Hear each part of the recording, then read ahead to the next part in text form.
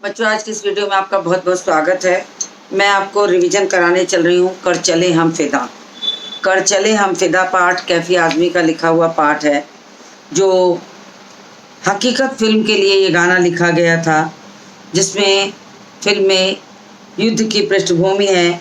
सैनिकों के हृदय की आवाज़ें मुखरित की हैं कि जब भारत चीन युद्ध हो रहा था, उस समय सैनिकों ने कैसा महसूस किया था कि भारत माता के प्रति उनका क्या कर्तव्य है। वास्तव में ये जो इसकी जो पृष्ठभूमि है वो बहुत महत्वपूर्ण है। भारत चीन युद्ध इसकी पृष्ठभूमि है और आज़ादी मिलने के कुछ ही समय बाद भारत को कमज़ोर जानकर 1962 में चीन ने भारत पर हमला बोल दिया। 1962 में चीन ने भारत पर हमला बोल दिया और भारतीय वीरों ने अपना बलिदान देकर भारत की रक्षा की। युद्ध की इस पृष्ठभूमि को आधार बनाकर फिल्मकार चेतन आनंद ने हकीकत फिल्म के लिए इस गाने को लिखा और उसी भारत चीन युद्ध की पृष्ठभूमि को मन और मस्तिष्क में रखकर युद्ध को वास्तविक स्थिति में दर्शकों के सामने ला के रखा। चेतन आनंद ने इस युद्ध को पर्दे पर जीवंत रूप प्रदान किया है, जो उस समय के सैनिक सोचते थे, जो उस समय के सैनिक देखते थे और जैसा महसूस करते थे, वो सारी चीज़ों को दर्शाया है दर्शकों के सामने और उनका कार्य बहुत सराहनीय भी रहा। तो इसी पृष्ठभूमि को उन्होंने कर चले हम फिदा कविता, हालांकि ये गीत जो है वो गीत कैफी आज़मी का लिखा हुआ है और फिल्म में हकीकत के लिए डाला गया था। 1962 के भारत चीन युद्ध का वर्णन है, तो बहुत साकार और जीवंत रूप उन्होंने फिल्म में दिखाकर ऐसा लगा कि उस दृश्य को ही आंखों के सामने सजीव कर दिया है। लोगों को ये लगने लगा कि भारतीय सैनिक किन कठिन परिस्थितियों में युद्ध करते हैं, वो देख करके उनके हृदय जो थे वो छलनी हो गए। तो गीत काफ़ी मशहूर हुआ, बहुत सराहनीय रहा और पृष्ठभूमि तो जो है वो सजीव हो उठी। तो मैं इस कविता को अब पढ़ाऊँगी, बहुत रिवीजन है तो बहुत विस्तार से नहीं जाऊँगी, लेकिन मैं पुनः इसलिए पढ़ा दे रही हूँ कि जो बच्चे देर से आए हैं या जिन्होंने लेट एडमिशन लिया है उनके लिए कोई कठिनाई ना हो।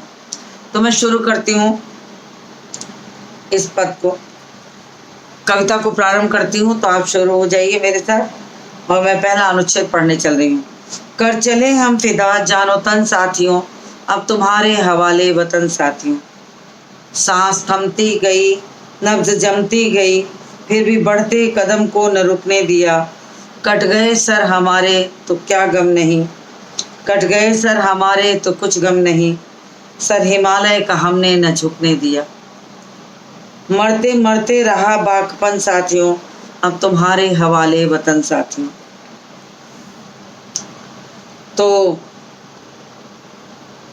इस दृश्य का वर्णन जो किया गया है, उस दृश्य में यह कहा गया है कि भारतीय सैनिक जब भारत माता की रक्षा करते हुए शहीद हो रहे थे, तो हर शहीद सिपाही के हृदय में एक ही भावना थी कि अपने जीते जी जिस कार्य को हम पूरा नहीं कर पाए, वो समूह में मिले हुए हर व्यक्ति, हर सिपाही के कंधे पर उतना ही बोझ है कि वो उस कार्य को पूरा करके जाएंगे। तो जो सिपाही, जो शहीद अपने प्राणों को की अंतिम सांसें गिन रहा था, उसे ये लगा कि जिस काम को हम पूरा नहीं कर पाए, उस काम को पूरा तो करना ही है। तो वो अभी दायित्व तो पूरा नहीं हुआ है, उस दायित्व को अपने साथियों के कंधे पर रखकर ये समझाना चाहता है कि जिस काम को मैंने अधूरा छोड़ा है वो तुम पूरा करोगे। कहने का मतलब कि शहीद होने वाले सिपाही की सांसें इतनी कम हो चुकी थी कि उसे उम्मीद नहीं थी कि वो बचेगा, तो उसने अपने कंधे की जिम्मेदारी अपने साथियों के कंधे पर रखकर उस दायित्व को एहसास कराया है, उस बोझ को एहसास कराया है कि भारत माता की स्वतंत्रता ही हमारे लिए पहला कर्तव्य है। इसलिए प्राण रहें या जाएं, भारत माता की रक्षा करना अनिवार्य है। तो कर चले हम फिदा कि हमने तो अपनी जान न्यौछावर कर दी है, कर चले हम फिदा जानो तन साथियों, कि हम अपने साथियों की अपने प्राणों को तो हम न्यौछावर कर चले हैं। कर चले हम फिदा जानो तन साथियों, यानी हम अपने प्राण, जान, तन, शरीर सब भारत माता के ऊपर न्यौछावर करके यहाँ से विदा ले रहे हैं, यानी अंतिम सांसें गिनते हुए संसार से विदा ले रहे हैं। लेकिन कार्य अभी पूरा नहीं हुआ है। कार्य अगर पूरा नहीं हुआ है तो ये काम अभी अधूरा है। इस अधूरे काम को पूरा करने की जिम्मेदारी हमारे कंधों से उतरकर अब तुम्हारे कंधों पर आ गई है साथियों, इसलिए इस कार्य को पूरा करना अति आवश्यक है। अब तुम्हारे हवाले वतन साथियों, मैं जिस वतन को छोड़कर जिस धरती माता की गोद से विदा हो रहा हूँ, उस धरती माता को आज़ाद कराने की जिम्मेदारी तुम्हारे कंधों पर डाल कर जा रहा हूँ। अंतिम सांसें गिनने वाले सैनिक ने अपनी इच्छा अपने साथियों के ऊपर प्रकट की है कि अब तुम्हारे हवाले वतन साथियों, कि अब मैंने तुम्हारे हवाले ये सारा देश कर दिया है। इसकी रक्षा, इसकी इज्जत आबरू की रक्षा करना तुम्हारी जिम्मेदारी है, तो तुम इसे पूरा करोगे। फिर वो सैनिक जिसकी अंतिम सांसें वो गिन रहा था, अब उसने अपने हृदय की भावना को कैसे व्यक्त किया है। सांस थमती गई, नब्ज जमती गई। अब ये वातावरण, जिस वातावरण की बात कही जा रही है, कैफी आज़मी ने लिखी है, वो है जहाँ तापमान, हमारे सैनिक जो बॉर्डर पर, जो भारत चीन की सीमा पर या किसी भी सीमा पर अपने आप को हर तरीके से तैयार रख करके भारत माता की रक्षा के लिए रातों दिन जगते हैं, उन्हीं सैनिकों का वर्णन करते हुए कहते हैं कि जहाँ तापमान निम्न से निम्नतर होता है और ऐसी जगह पर जहाँ रक्त जो है, खून जो है शरीर की नसों में जमने लगता है, वहाँ रह करके भारत माता की रक्षा करने का जो कर्तव्य है वो छोटा कर्तव्य नहीं है, अपने आप में बहुत बड़ा और आश्चर्य में डालने वाला है। सांस थमती गई, एक एक सांसें कम होती चली जा रही हैं, और जिस स्थान पर भारत माता की रक्षा के लिए सैनिक अपनी जान देने के लिए खड़े हैं, वहाँ के वातावरण इतना निम्न है, तापमान इतना निम्न है कि जहाँ खून भी शरीर में जम जाए। ऐसे स्थान पर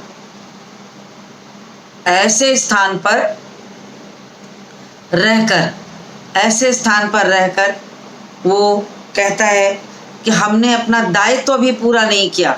अपने शरीर की चिंता उसे नहीं है, अपने कर्तव्यों की चिंता है कि हम भारत माता की रक्षा को अभी पूरा नहीं कर पाए हैं। भले शरीर में हमारे खून जम जाए, मगर हमारी अगर एक भी सांस बाकी रहेगी तो वो सांस हमारी भारत माता की रक्षा के लिए होगी। तो उन्होंने वही कहा कि सांस थमती गई, एक एक सांसें धीरे धीरे थम गई, कम होती चली गई, रुकती चली जा रही हैं। नब्ज जमती गई, नब्ज मतलब नाड़ी, और नाड़ी, नब्ज जो शब्द है वो उर्दू का शब्द है।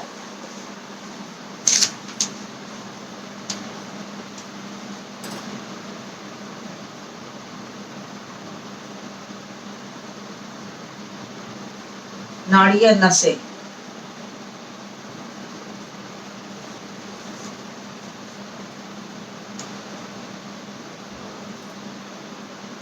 फिदा शब्द का मतलब होता बलिदान।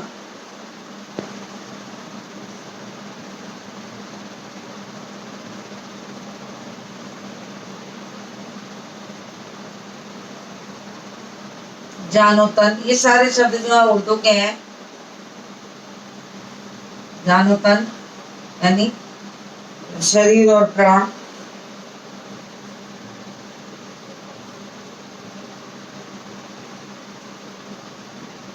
शरीर और प्राण। हवाले मतलब भरोसे,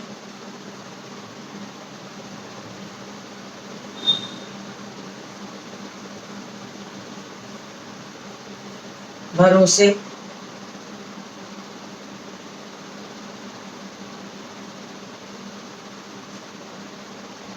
बांकपन,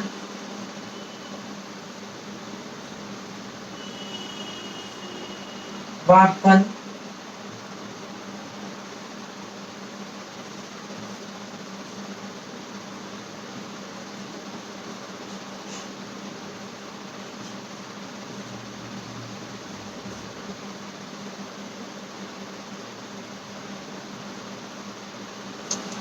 तो एक शब्द आया तो मुझे कुछ शब्द और याद आ गए कविता के, जो उर्दू में है, मैंने उसे भी लिख दिया है कि ताकि आपको कोई कठिनाई ना हो।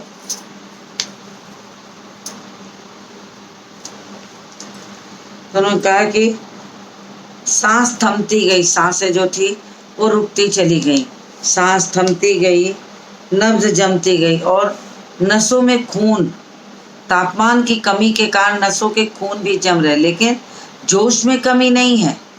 उस सैनिक को ये नहीं है कि मेरे प्राण अंतिम है, अपने प्राणों का मोह करे, अपने परिवार का मोह करे, फिर भी उसे अपने देश की याद आ रही है कि भारत माता की रक्षा कैसे करनी है, उस भारत माता की रक्षा के लिए हमें क्या करना है। फिर भी बढ़ते कदम को न रुकने दिया। शरीर में खून जम गया है, तापमान इतना कम है कि जहाँ सांसें लेना मुश्किल है, और ऐसे स्थिति में भी वो शहीद कहता है कि फिर भी बढ़ते कदम को न रुकने दिया। जो कदम दुश्मनों की छाती पर चढ़कर उसे कुचलने के लिए निरंतर आगे बढ़ रहे हैं, उस कदम को, एक कदम को भी उन्होंने पीछे हटाने की कोशिश नहीं की। फिर भी बढ़ते कदम को न रुकने दिया। कट गए सर हमारे तो कुछ गम नहीं। उन्होंने कहा कि प्राण चले जाएं, हम अपने प्राणों को भारत माता के नाम पर न्यौछावर कर दें, हमें कोई कष्ट नहीं है, लेकिन जिस प्रतिज्ञा के साथ, जिस जिम्मेदारी के साथ हम भारत माता की रक्षा के लिए सीमा पर आए हैं, उस जिम्मेदारी को जब तक पूरा न कर लें, हमें मरने का भी हक नहीं है। लेकिन मृत्यु तो सुनिश्चित है, मृत्यु तो सुनिश्चित है, और ऐसी स्थिति में मरने वाला साथी ये सोचेगा ही कि उसके काम को आखिर कौन पूरा करेगा। तो भारतीय सैनिकों में ये हिम्मत है, भारतीय सैनिकों में ये जिम्मेदारी का एहसास है कि साथियों के द्वारा छूटे हुए अधूरे काम को भारत माता की रक्षा के लिए प्रतिपल जान न्यौछावर करके वो निरंतर आगे बढ़ते रहते हैं। तो एक साथी को ये विश्वास है कि अगर जिस काम को उसने अधूरा छोड़ा है, उसके साथी उसे अवश्य पूरा करेंगे। इसीलिए उसने कहा कि अब तुम्हारे हवाले वतन साथी, अब ये वतन मैं तुम्हें सौंप के जा रहा हूँ, तुम्हारे भरोसे जा रहा हूँ कि तुम इस भारत माता की रक्षा के लिए भले प्राण चले जाएं, लेकिन अंतिम लड़ाई बनाकर इसको छोड़ोगे, यानी जीत लेके छोड़ोगे। यही तुम्हारी हिम्मत और ताकत बोलती है। तो क्या बढ़ते कदम को न रुकने दिया, यानी जिस कदम को हमने भारत माता की रक्षा के लिए आगे बढ़ाया है, दुश्मन के सामने आके खड़े हो गए, उस कदम को हम पीछे कभी नहीं हटा सकते। पीछे इसलिए नहीं हटा सकते क्योंकि हमारी जिम्मेदारी पूरी नहीं है। कट गए सर हमारे तो कुछ गम नहीं, सर हिमालय का हमने न झुकने दिया, सर हिमालय का हमने न झुकने दिया। सर झुकने न देना यानी शर्मिंदगी न होने देना। हिमालय की शान जो है वो भारत माता का गौरव है, उसका मुकुट है, और हिमालय का सर ही अगर झुक गया तो हमारे जीने, हमारी एक एक सांसों की कोई कीमत नहीं है। तो सैनिकों ने कहा कि अपने बढ़ते हुए कदम को हम पीछे हटने नहीं देंगे, और अगर हमारा सर कट भी जाए, भारत माता की रक्षा करते हुए हमारा सर कट जाए, हमारे प्राण न्यौछावर हो जाएं, तो भी हम भारत हिमालय के सर को कभी, मस्तक को, इस ताज को कभी झुकने नहीं देंगे, इस मुकुट को कभी झुकने नहीं देंगे। कट गए सर हमारे तो कुछ गम नहीं, सर हिमालय का हमने न झुकने दिया। हम प्राणों की बलि चढ़ा सकते हैं, हम अपने प्राणों को न्यौछावर कर सकते हैं, लेकिन हिमालय का मस्तक झुकने नहीं दे सकते। हमें हिमालय के मस्तक की जो इज्जत है, जो सम्मान है, उसे हम झुकने नहीं देंगे। और फिर उन्होंने कहा कि मरते मरते रहा बाकपन साथियों, अंतिम सांस गिनते गिनते भी, मरते मरते अंतिम सांसें गिनते गिनते भी बाकपन साथियों, अभी भी हमारे अंदर जवानी का वो जोश है, वो तेजी है कि हम आखिरी सांस पर भी, आखिरी गोली से भी दुश्मन के सीने में सीधे उतारने की ताकत रखते हैं। तो उन्होंने कहा मरते मरते भी ये जोश हमारे भीतर है, जिस जोश को हम कभी भी कम नहीं होने देंगे। अब तुम्हारे हवाले वतन साथियों, अब ये देश की रक्षा का भार अपने साथियों के कंधों पे सौंपने वाला सिपाही ये कहता है कि इस देश को मैं तुम्हारे हवाले छोड़ कर जा रहा हूँ, तुम्हें संभालने की जिम्मेदारी दे के जा रहा हूँ, तो मुझे निराश नहीं होना पड़ेगा। हम साथियों की ये हिम्मत है कि हम उसे पूरा करके रहेंगे, लेकिन हिमालय के सर को हम कभी झुकने नहीं देंगे। ऐसी भावनाओं से प्रेरित है हमारे भारतीय सैनिक, जिन्होंने अपने प्राणों को न्यौछावर करके भी भारत माता की इज्जत, आबरू और सम्मान की रक्षा की है। तो भारत चीन युद्ध का स्वरूप यहाँ वर्णन करते हुए साथियों ने अपने मन की भावनाओं को व्यक्त किया है। अब ये मैंने आपको इसका भावार्थ समझा दिया, शब्दार्थ समझाया है। अब मैं इसके विशेष अर्थ को स्पष्ट करने चल रही हूँ, तो आप विशेष अर्थ इसके जान लें, जिसे हम काव्य सौंदर्य भी कहते हैं।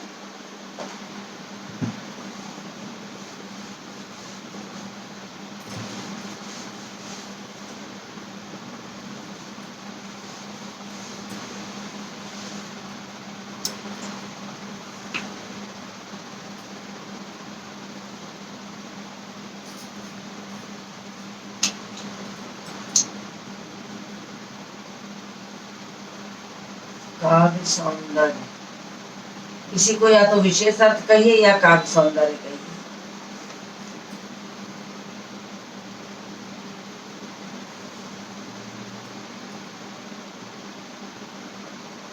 भारत चीन युद्ध में, भारत चीन युद्ध में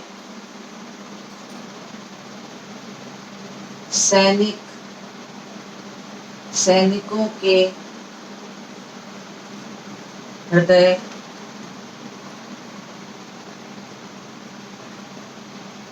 की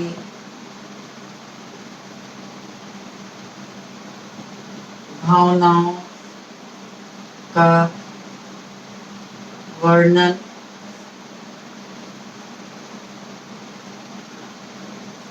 इस कविता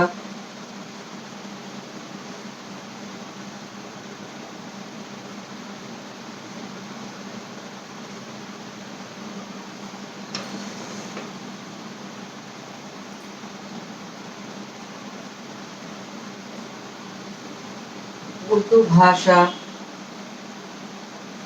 के शब्दों ने कविता की भावनाओं को सजीव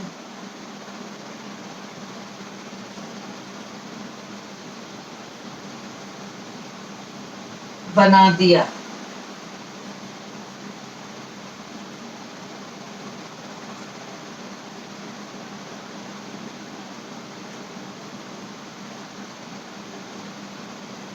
युद्ध भूमि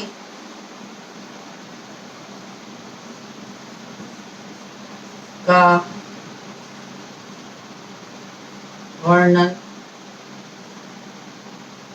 है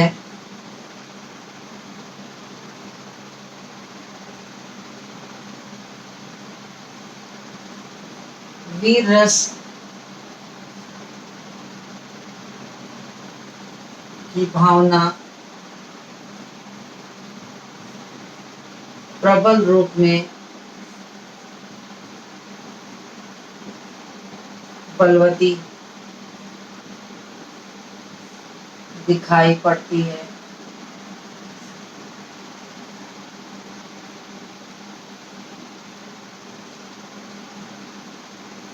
कपालवती दिखाई पड़ती है।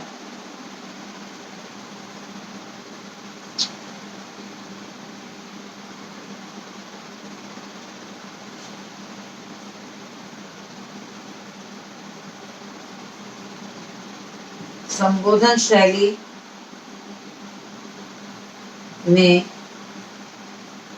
एक सैनिक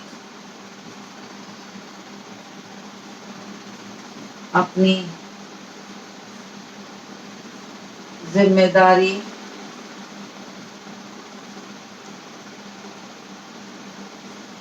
को अपने साथियों को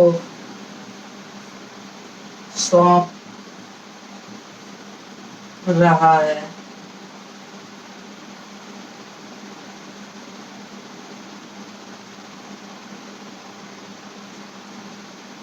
फिर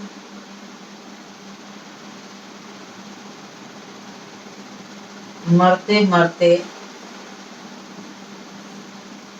में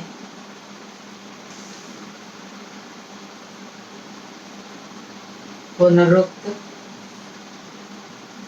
प्रकाश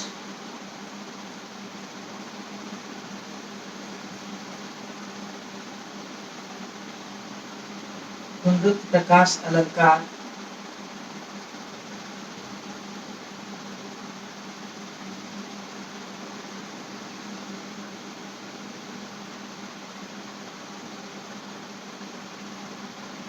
और सर हिमालय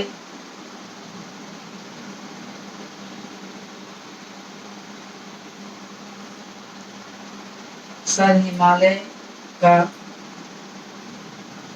अर्थात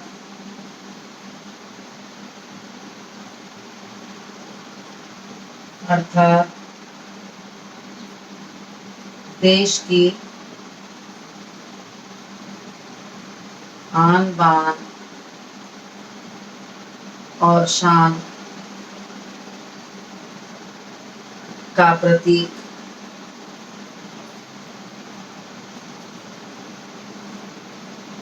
हिमालय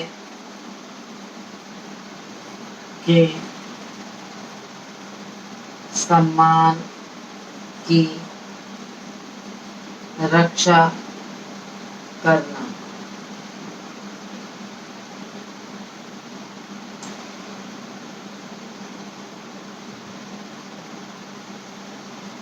भाषा प्रतीकात्मक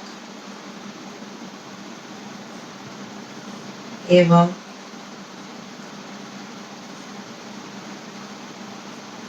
मुहावरेदार है।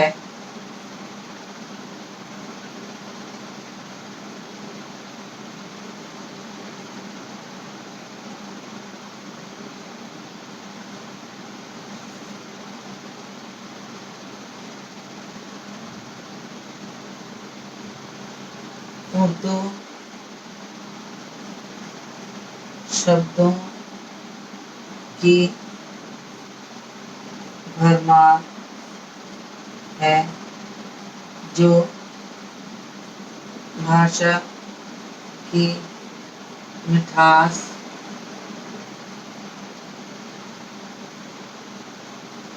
को बढ़ा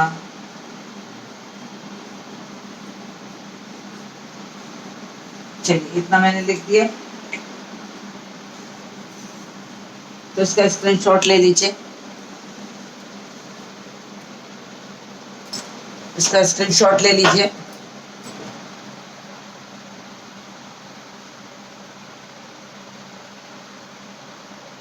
संभवतः आपने स्क्रीनशॉट ले लिया होगा, तो मुझे उम्मीद है कि पहला अनुच्छेद जो मैंने अभी पढ़ाया आपको समझ में आ गया होगा, और मैं आगे के अनुच्छेद को भी पढ़ाऊंगी, साथ ही साथ आपको काव्य सौंदर्य भी समझाऊंगी।